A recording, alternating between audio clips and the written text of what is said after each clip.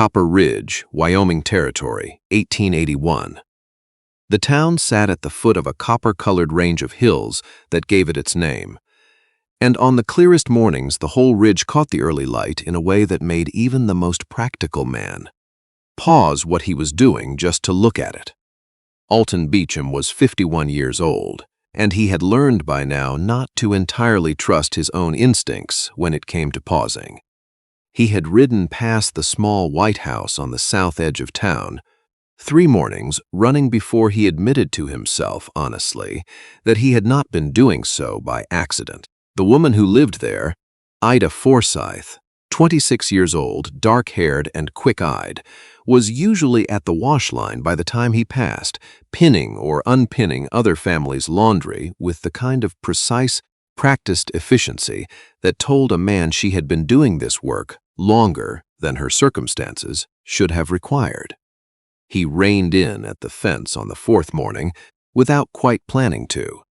"Morning," he said. Ida looked up from the wash basket.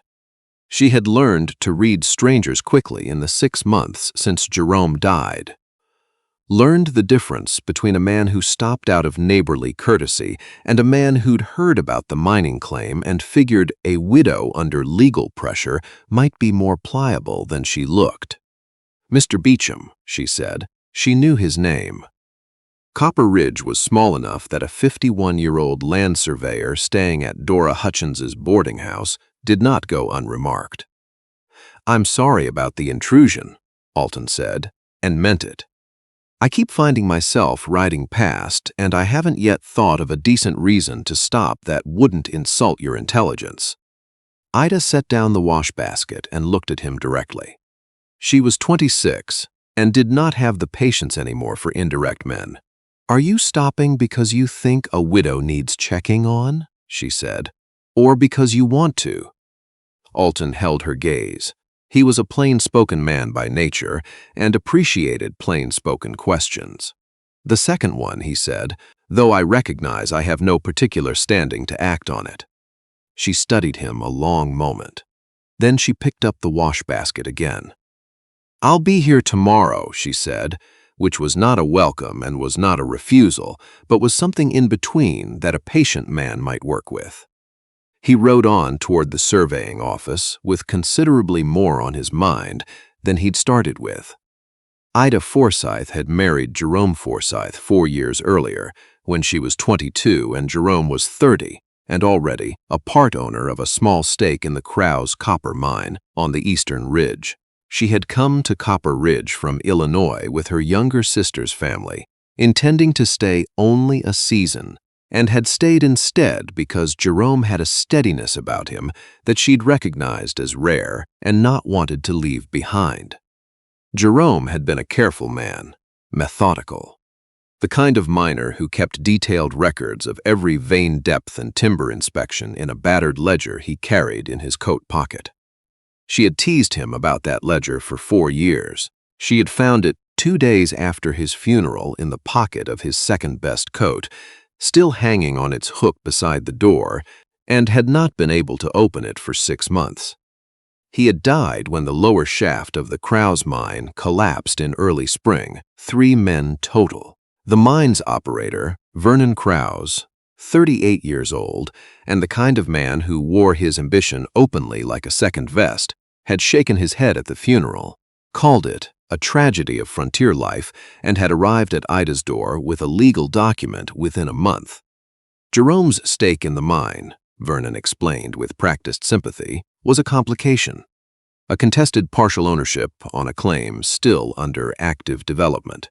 He had lawyers prepared to argue the stake reverted to the primary claim holder upon a partner's death, absent children to inherit directly. He'd named a settlement figure generous enough to feel real and small enough to be an insult. Ida had told him she'd need time to consider it. She had spent those months doing other families' laundry and keeping Jerome's ledger closed on the shelf and learning how to move through days that felt too wide and too empty all at once. She had not yet told anyone what Jerome had said to her the week before he died. It was 3 weeks after that first morning at the fence that she mentioned it to Alton Beecham, 51, standing at her porch rail as the evening light came long and gold off the ridge. They had fallen into an easy rhythm. He brought things. A replaced fence board he'd noticed was splitting. A jar of good coffee beans from the general store, left on the porch step without explanation. 2 fish from the creek west of town one afternoon, wrapped in brown paper with a note that said only, "Caught too many. Didn't want them wasted." She had watched the fence board go up without commenting on it, and had used the coffee, and had eaten the fish, and had told herself all 3 times that she was simply being practical. Jerome said the copper ran deeper than Krause was letting on, she said, not looking at Alton, watching the ridge instead. The ridge had gone violet and copper in the last light, the way it did on clear evenings. He'd been saying it for weeks before the collapse, said the vein they'd found in the lower shaft was just the surface edge of something considerably larger. He was writing it all down. In the ledger, Alton said. "I haven't opened it," Ida said. "I've been afraid to." She turned and looked at him, 26 years old, with eyes that had the particular tiredness of someone who had been surviving too long to have room left for grieving. "There's something else." The morning of the collapse, Oren Mackey, the shift foreman on the lower shaft, had half the crew up on the surface doing inventory, tools and equipment. Jerome was irritated about it. Said it was the first time in 2 years Oren had pulled men off a lower shaft for surface work. Alton was quiet for a moment. He had been a land surveyor for 23 years and had learned to pay attention to details that didn't fit the pattern of everything around them. A half crew, pulled from a lower shaft on the same morning the lower shaft collapsed, was not a pattern that sat quietly. "You told the sheriff this?" he said. Nate Lumley ruled it consistent with the coroner's report, Ida said.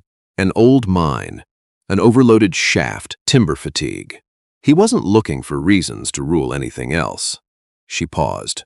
Vernon Krause was standing beside him when the ruling came through, agreeing with every word. Alton turned that over carefully.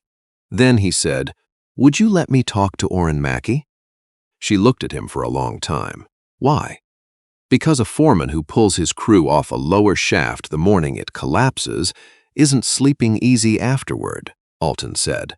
And because a 51-year-old man who's been riding past your fence on his way to survey land, he's already finished surveying, doesn't have much business pretending he's going to simply leave this alone once he knows what he knows. Ida was quiet. Then she went inside and came back with the ledger and held it out to him without a word. He took it with both hands. Oren Mackey was 58 years old and had been drinking steadily since March. Alton found him at the edge of the creek, a quarter-mile west of town, on a Thursday evening, sitting on a rock with his boots off and a bottle beside him, looking at the water the way men look at things they don't know how to stop thinking about. Alton sat down on a nearby rock without being invited. He was 51 and had long ago stopped needing invitations to start conversations that mattered. "I'm not here for the mine company," he said. "I'm not here for the Forsythe widow either, officially.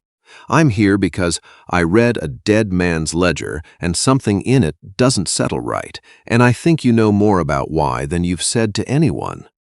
Oren stared at the water. Then he said, very quietly, "The timbers on the lower shaft were notched." Alton kept his voice even. "Notched how?" "Not worn, not cracked natural. Cut. Partially through 3 of them, the load-bearing ones. I found them when I went back for my ads 3 days before the collapse. Thought maybe it was foolish kids getting into the lower entrance on off hours. I reported it to Vernon." Oren's jaw tightened. He told me it was natural settling. Said he'd have a timber crew look at it. I watched all week and nobody went down there. "So the morning of the collapse," Alton said. "I moved my men out because I was scared," Oren said. "I didn't have proof of anything. I had notched timbers that a mine operator had told me were nothing. I couldn't order a full work stoppage on that. But I got as many men out as I could without starting a panic. He pressed his fingers against his closed eyes. I didn't know Jerome was going to stay down to finish his depth readings. He said he needed another hour. The creek moved past them, indifferent and clear. You told none of this to the sheriff, Alton said. Vernon Krause was standing right beside Sheriff Lumley when they came to do the inspection. What was I supposed to say, with the man who'd dismissed my concern standing there nodding along to the accident ruling? Oren picked up the bottle and set it back down without drinking from it. I've been trying to decide every day since whether I'm a coward or simply a practical man. I haven't landed on a satisfying answer yet. You could find a better one now, Alton said, if you were willing to say all of this to a sheriff without Vernon Krause standing in the room.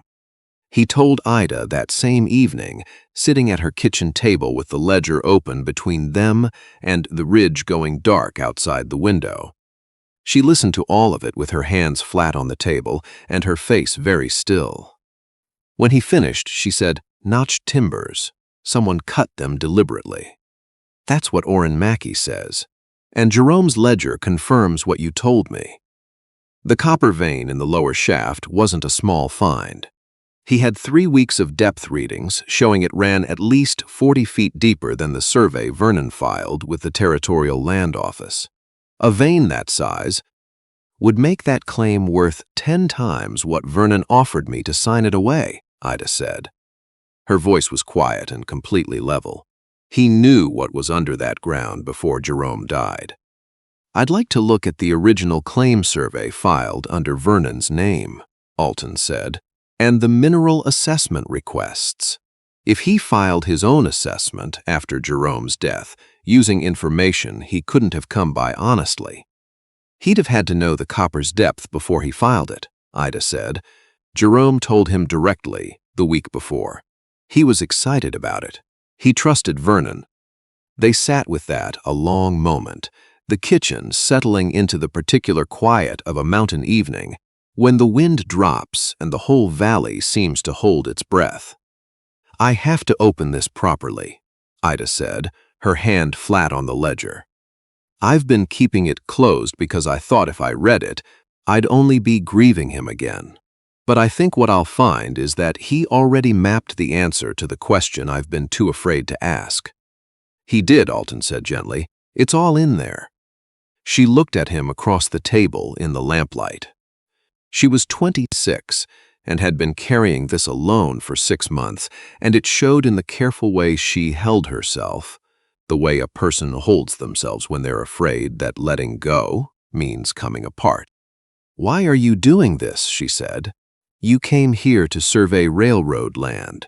You could have finished that work 3 weeks ago and ridden on to the next county." Alton turned his coffee cup slowly. "My wife's name was Eleanor," he said. "Fever took her 8 years ago, the autumn our youngest turned 3. I spent the next 4 years moving from survey to survey, telling myself I was being practical about it. That grief was a thing you worked through and came out the other side of. I wasn't. I was just moving fast enough that I didn't have to feel it standing still." He looked up. "I recognized what standing still costs a person. And I recognized it in you the first morning I rode past your fence. I didn't intend to stop. I just couldn't quite make myself keep riding." Ida was quiet for a long moment. Then she said, "Thank you for telling me about Eleanor." "Seemed only fair," he said, "given everything you've handed me tonight." I want to stop here for just a moment, because this is the part of the story I find myself thinking about most when I tell it. Ida Forsythe, 26 years old, doing other people's laundry to keep herself housed and fed. She could have let the question about those notched timbers stay a question forever. Most people have. The mine company had money and lawyers and a sheriff who had already ruled the matter closed. She had a widow's grief and a contested claim and a ledger she hadn't been able to bring herself to open. It takes a particular kind of courage to ask the question you're most afraid of the answer to. If you've found yourself pulled into this story tonight, I'd love to know where you're listening from. Leave a comment below. Whether you're somewhere out on the prairie or halfway around the world, I read every single one, and it still surprises me how far these evenings travel. And if this kind of company is what you needed tonight, a like helps the next person who needs it find their way here too. Now, Alton Beecham, 51 years old, had just told a 26-year-old widow the name of his dead wife, and neither of them had reached for a lamp yet, though the kitchen had gone fully dark around them. They rode out to the Krause mine together the following week. The eastern ridge in late summer had a different character than it did at dawn, rougher, more exposed, the copper-colored rock showing through the thin soil in long seams that caught the afternoon light at angles that made the whole hillside look lit from within. Ida had not been back since the afternoon they brought Jerome out. She stopped her horse at the mine entrance for a long time without speaking. Alton said nothing. He had learned, in the weeks since he'd started riding past her fence, that Ida Forsythe did not need filling with words. She needed space to do her own thinking in, and the patience of a man who wasn't going anywhere while she did it. He was proud of this place, she said finally, even when the returns were slow and the work was hard. He used to say copper was honest. It didn't pretend to be gold. It just did what it did, steadily, and you could count on it. He was right about that, Alton said. She looked at the rock face beside the entrance, then at a specific point about 12 feet up the hillside, where a faint discoloration in the soil ran horizontal for several feet before disappearing behind an outcropping. Jerome marked that line in the ledger, she said. He said the vein surfaced there, but ran much deeper than the surface seam suggested. He had measurements. Alton studied it. He was a 51-year-old surveyor, and the evidence in front of him was perfectly consistent with everything Jerome's ledger described. Whatever was under this ground, he said, was worth considerably more than Vernon Krause ever intended to let anyone know. Yes, Ida said simply, I know that now. She turned her horse away from the entrance. Let's go talk to Nate Lumley.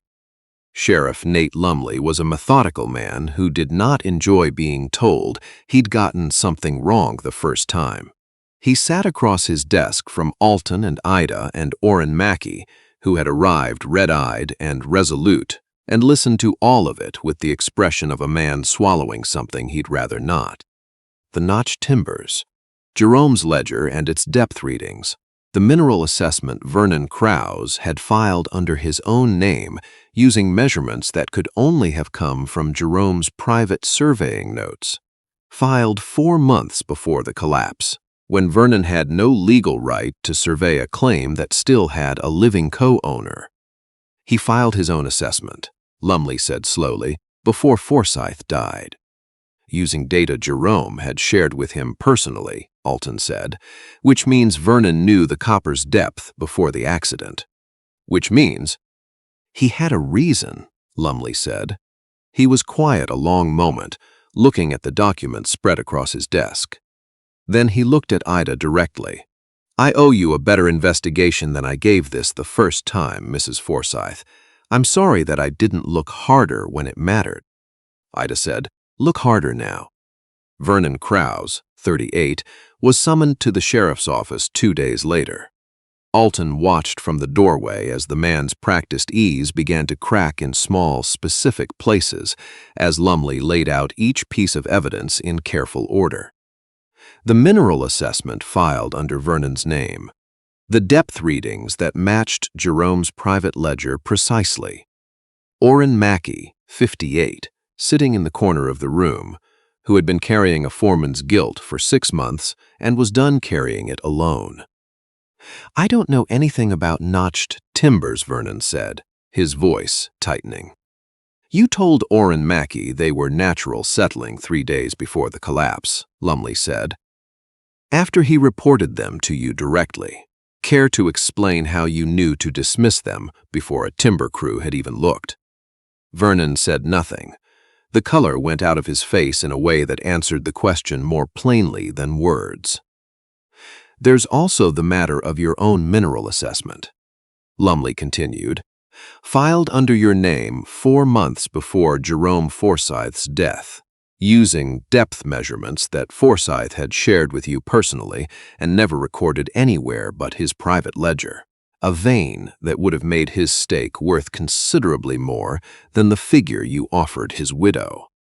The silence that followed had a specific texture. The texture of something held together by 6 months of careful avoidance and no longer holding. "I only meant to slow him down," Vernon said finally. His voice had gone flat and distant, like a man hearing himself from across a room. If the lower shaft was unstable, he'd have to pull out, renegotiate the claim while the mine was down. "I could have bought the stake at fair value once the copper find wasn't on record yet. I didn't intend for—" He stopped.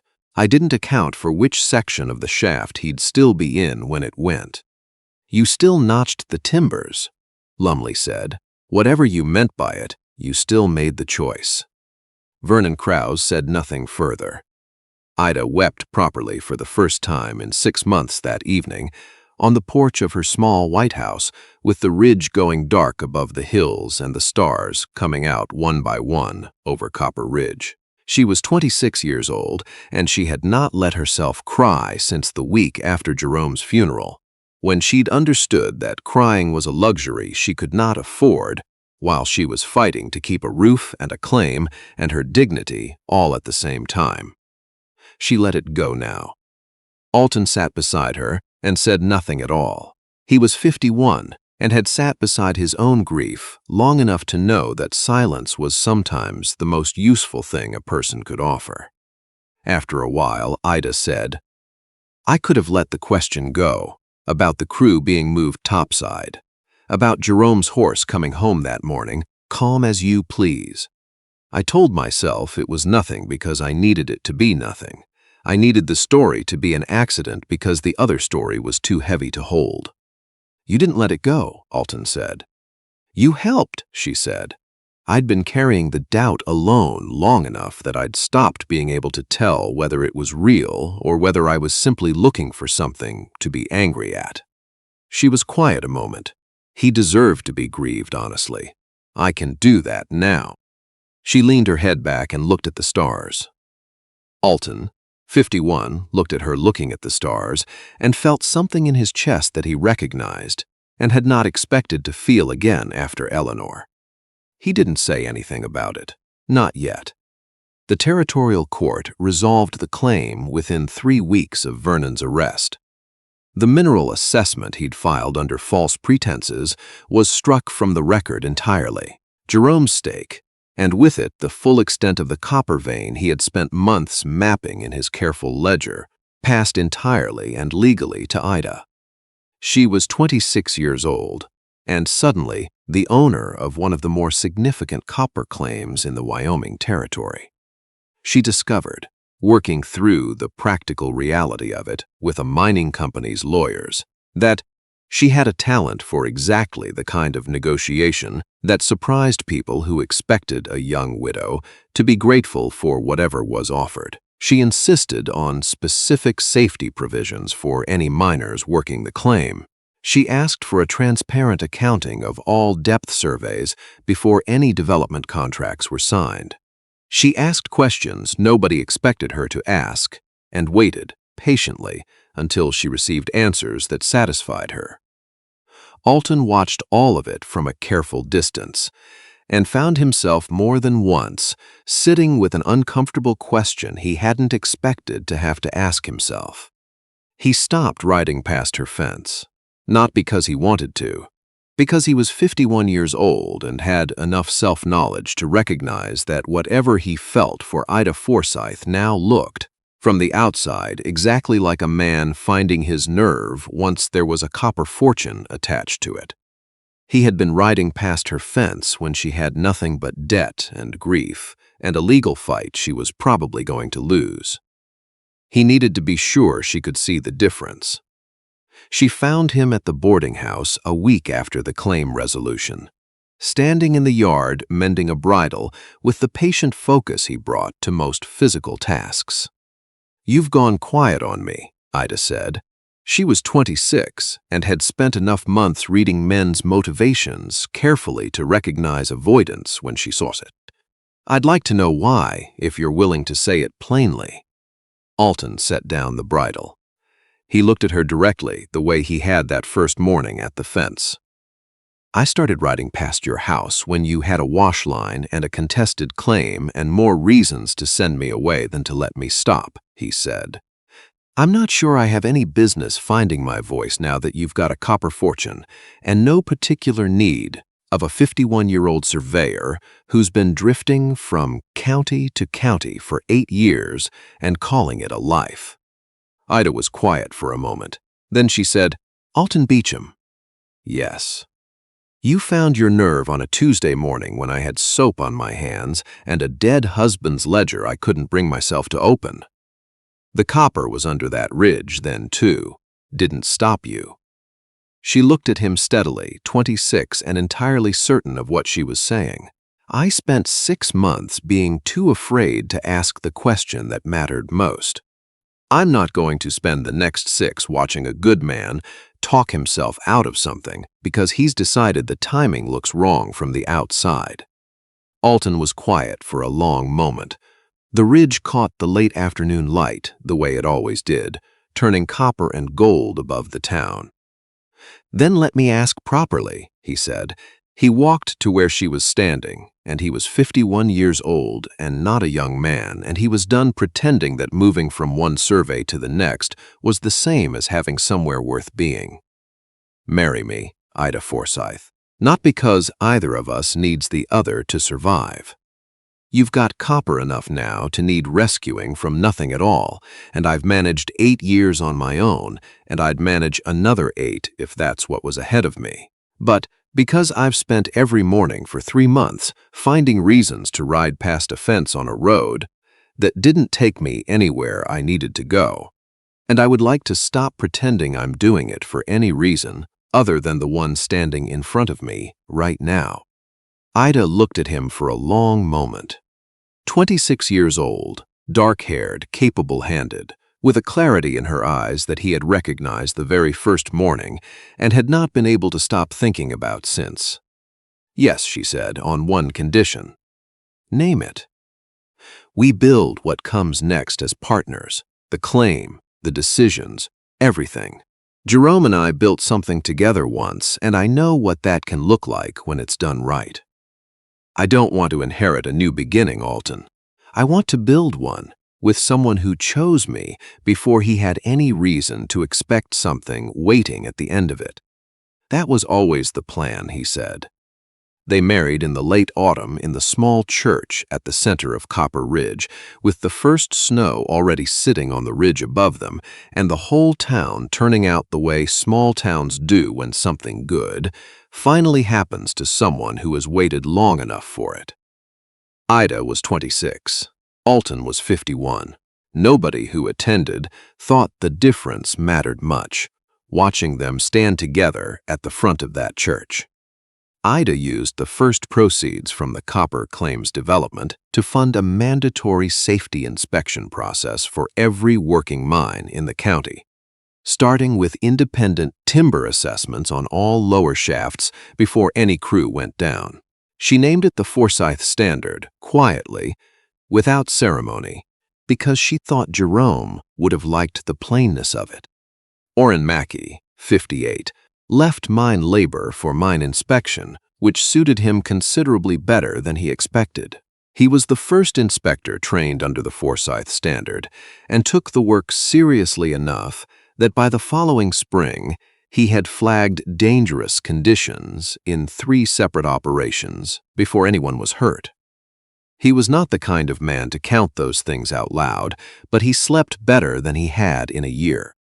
Alton sold his surveying contracts and folded his careful attention to land into something more permanent. Managing the copper claims expansion with the same methodical patience he'd spent 2 decades applying to other people's acreage. He and Ida became known across the territory for running an operation where the miners were paid honestly, the shafts were inspected honestly, and every ledger was kept in the same careful way Jerome Forsythe had kept his. Ida kept that ledger on her writing desk, not as a monument, as a reminder that careful men who notice what is actually there, who write it down, who trust that the truth has value even when it's inconvenient, are worth paying attention to. She told the children later that their father Jerome had mapped the truth of what was under that mountain long before anyone was ready to listen to it, and that it mattered. The truth tends to, she told them, even when it costs something to tell. She and Alton rode up to the eastern ridge together every autumn when the aspens turned, not to mourn, but simply to stand in the place where everything had changed and look out at the valley below and notice, as they did each year, that the view from up there was considerable once you'd earned the right to stand in it without flinching. There's a kind of courage, I've always thought, that doesn't announce itself. It doesn't look like bravery when it's happening. It looks like a 26-year-old woman standing at a wash line asking a stranger why he keeps stopping at her fence. It looks like a 51-year-old man riding the same unnecessary road 4 mornings in a row, because he can't quite explain why he should stop. It looks like an old foreman sitting by a creek with a bottle he won't drink from, deciding that the burden he's been carrying long enough has finally gotten too heavy to carry alone. The truth Ida Forsythe went looking for was the hardest kind. The kind that, once you find it, requires you to rebuild everything you thought you understood about the past 8 months of your life. She could have let Jerome's ledger stay closed. She could have signed Vernon's papers and moved on and told herself she was being practical.